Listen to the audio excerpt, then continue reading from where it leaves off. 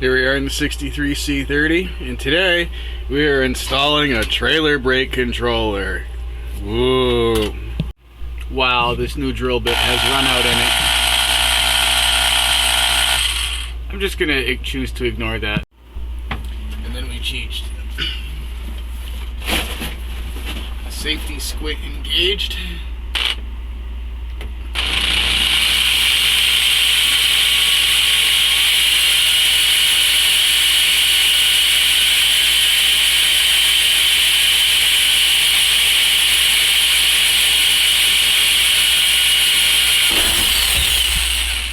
Ow.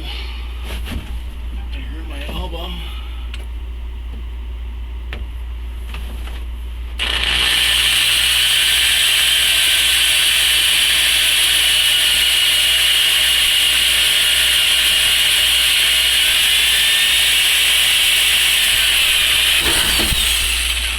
That is a wobbly drill bit. I'm going to put this back in my old man's toolbox and never look at it ever again. Got our handy dandy water jug for a camera mount here. How's that? Does that show what we're doing? Good. You know, it's funny, when I bought this truck, it had a brake box in it. And if you saw the way this truck was constructed when I bought it, oh my god, to think that somebody had a trailer behind it was terrifying. To think that somebody was driving it down a public road at all was terrifying.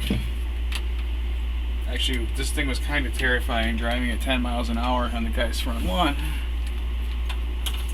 It had no brakes to speak of. It had the brake lines put together with compression fittings. The rear end was held in place. They had found plates for the U-bolts to go on top of the leaf springs and found a set of plates to go under the axle, and they put the rear end in with carriage bolts, which are great too for those of us who don't know. And they had apparently driven this truck from Louisiana to Connecticut like that. If you look at the back of the frame rails, there's some pieces of metal scab still remaining there. Apparently they had the frame extended like another foot, and they had a 10-foot flatbed on this. Why you need a 10-foot bed, I don't know. It has a 9-foot body on it now. I think that's plenty.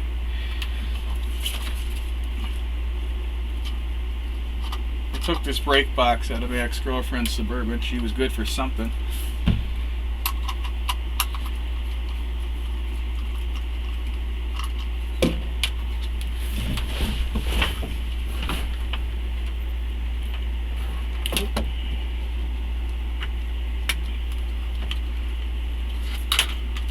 I even took the instructions for it out of the glove box.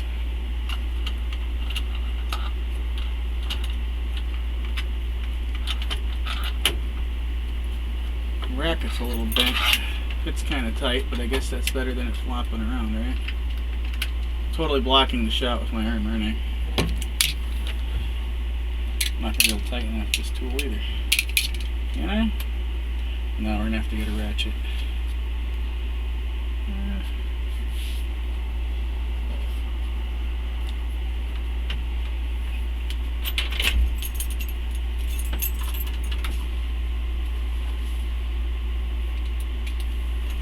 Doesn't fit in there either.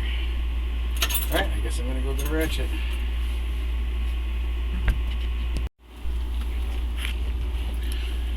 Okay, back in action.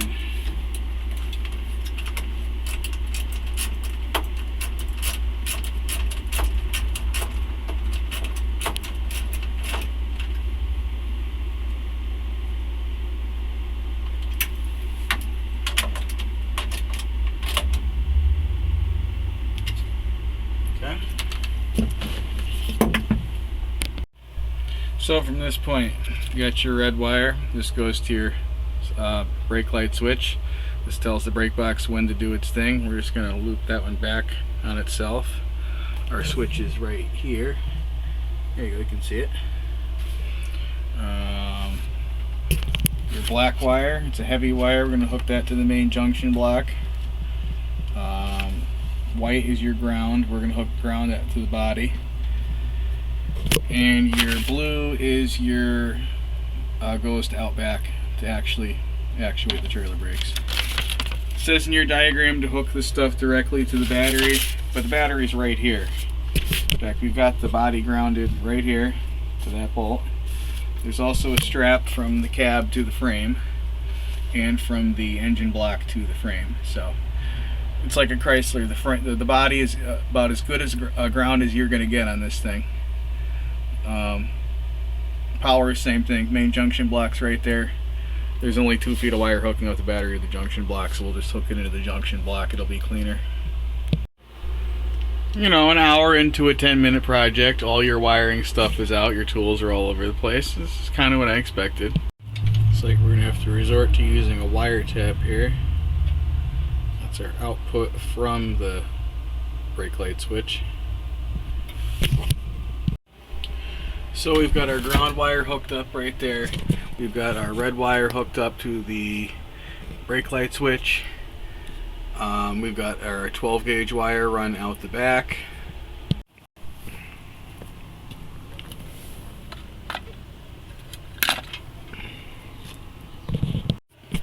And now we just need to hook up our power wire.